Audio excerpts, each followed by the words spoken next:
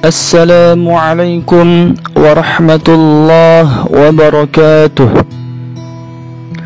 Alhamdulillahilladzi ja'ala Ramadan syahral karamah wa farada 'alal muslimina shiyamah.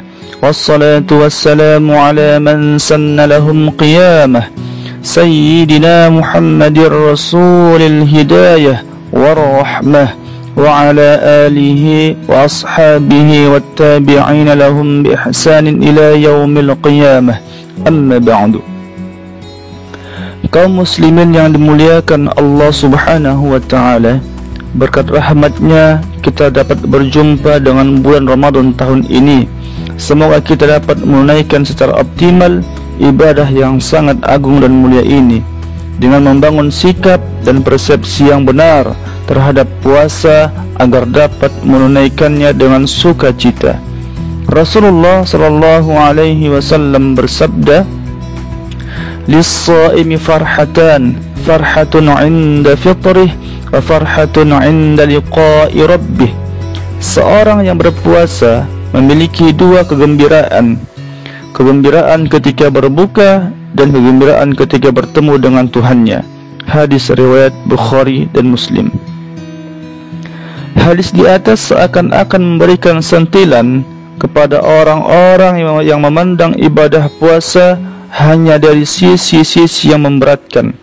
Puasa dalam benak mereka hanyalah sebuah kewajiban yang harus ditunaikan dan ujian berat dari Allah Subhanahu wa ta'ala yang harus dilaluinya.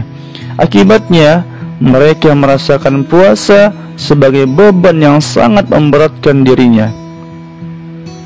Hadis di atas mengajarkan agar kita memandang ibadah puasa dari sisi-sisi yang menggembirakan, sehingga dengan senang hati kita menunaikannya tanpa beban sedikit pun. Karena ibadah secara umum memiliki sisi-sisi kegembiraan yang jauh lebih banyak dari sisi-sisi yang memberatkan. Imam Fakhruddin Ar-Razi menuturkan, ketahuilah bahwa seorang yang mengetahui faidah-faidah ibadah akan merasa senang menyibukkan diri dengan ibadah dan akan merasa berat untuk menyibukkan diri dengan selain ibadah. Hal ini dapat dijelaskan dari beberapa sisi berikut ini. Yang pertama, kesempurnaan adalah sesuatu yang disukai. Kondisi paling sempurna dari seorang hamba adalah ketika ia menyibukkan diri dengan ibadah. Pada saat itulah hatinya bercahaya dengan cahaya ketuhanan, lisannya menyenandungkan zikir kemuliaan, dan seluruh anggota badannya terbalut dengan keindahan pengabdian kepada Allah Subhanahu wa ta'ala. Kondisi seperti ini merupakan tingkatan paling mulia dan terhormat bagi umat manusia. Apabila terjadinya kondisi ini, merupakan kebahagiaan manusiawi yang terbesar saat ini, maka ia juga akan menjadi pengantar menuju kebahagiaan di masa depan. Seorang yang merasakan kebahagiaan ini tidak akan lagi merasakan beratnya ibadah, karena yang ia rasakan hanyalah kenikmatan dan kelezatan ibadah dalam hatinya. Abdullah bin Muhammad bin Al-Hanafiyah menuturkan, aku bersama ayahku pergi menjenguk kakak ipar kami dari kalangan Ansar yang sangat sakit. Pada saat itu tiba waktu salat, lalu ia berkata kepada seorang anggota keluarganya, "Wahai perempuan, bawakanlah aku air wudhu untukku agar aku dapat melakukan salat dan mendapatkan ketenangan." Lalu kami menegurnya atas ucapan tersebut. Lalu ia berkata, aku mendengar Rasulullah sallallahu alaihi wasallam bersabda, "Qum ya Bilal, fa'arihna bis-salah." Bangunlah wahai Bilal dan beri kami kenyamanan dengan salat. Hadis riwayat Abu Daud. Lalu yang kedua, ibadah adalah amanah.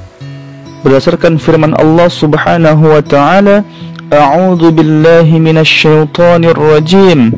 Bismillahirrahmanirrahim.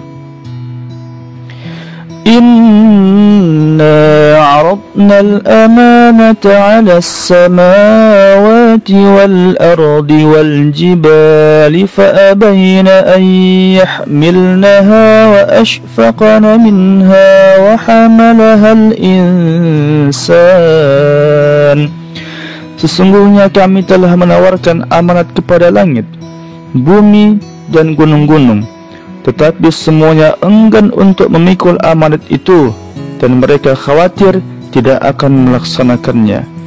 Lalu dipikullah amanat itu oleh manusia. Quran Surah Al-Ahzab ayat 72. Penunaian amanah adalah salah satu sifat dari sifat-sifat kesempurnaan yang disukai, karena penunaian amanah dari salah satu pihak akan menjadi sebab penunaian amanah dari pihak yang kedua. Sebagian sahabat berkata, aku melihat seorang Arab Badui datang di pintu masjid. Lalu ia turun dari untanya dan meninggalkannya begitu saja. Ia memasuki masjid dan salat dengan tenang dan khusyuk, serta berdoa sangat panjang, sehingga kami merasa kagum kepadanya. Ketika keluar, ia tidak mendapati untanya. Maka ia pun berkata, ya Allah, aku telah menunaikan amanahmu, maka di manakah amanahku? Kami pun bertambah heran. Dan tidak berselang lama, datanglah seorang laki-laki mengendarai untanya dan menyerahkannya kepadanya. Ar-Razi berkata, hikmah dari kisah ini adalah ketika ia menjaga amanah Allah, maka Allah akan menjaga amanahnya. Inilah maksud dari sabda Rasulullah sallallahu alaihi wasallam kepada Ibnu Abbas, ihfazillah yahfazka. Jagalah Allah, niscaya ia akan menjagamu. Hadis riwayat Tirmizi. Kemudian yang ketiga, menyibukkan diri dengan ibadah. Menyibukkan diri dengan ibadah adalah perpindahan dari alam ketertipuan menuju alam kebahagiaan, dari kesibukan dengan makhluk menuju kesibukan dengan Tuhan yang Maha Benar. Hal ini akan menghadirkan kenikmatan dan kebahagiaan yang sempurna. Dikisahkan bahwa Abu Hanifah pernah terjatuh dari atas loteng rumahnya, sehingga orang-orang pun kaget dan bertebaran. Tetapi Abu Hanifah sama sekali tidak merasakan apa-apa, karena ia sedang menunaikan salat. Barang siapa menganggap hal ini mustahil, maka hendaknya ia membaca firman Allah mengenai kisah Nabi Yusuf alaihissalam. A'udzu billahi minasy syaithanir rajim. Bismillahirrahmanirrahim. Falamma ra'aynahu akbarnahu wa qatta'na aydiyahun. Ketika wanita-wanita itu melihatnya, mereka sangat terpesona dengan ketampanannya, dan mereka tanpa sadar melukai tangannya sendiri. Quran Surah Yusuf ayat 31. Ketika terpesona oleh ketampanan Yusuf alaihissalam, kaum wanita itu memotong jari jemari mereka sendiri, sedang mereka sama sekali tidak merasakannya. Jika hal ini dapat terjadi ketika kekaguman kepada manusia menguasai hati mereka, maka lebih patut terjadi ketika kekaguman pada keagungan Allah Subhanahu wa ta'ala yang telah menguasai hati seorang hamba.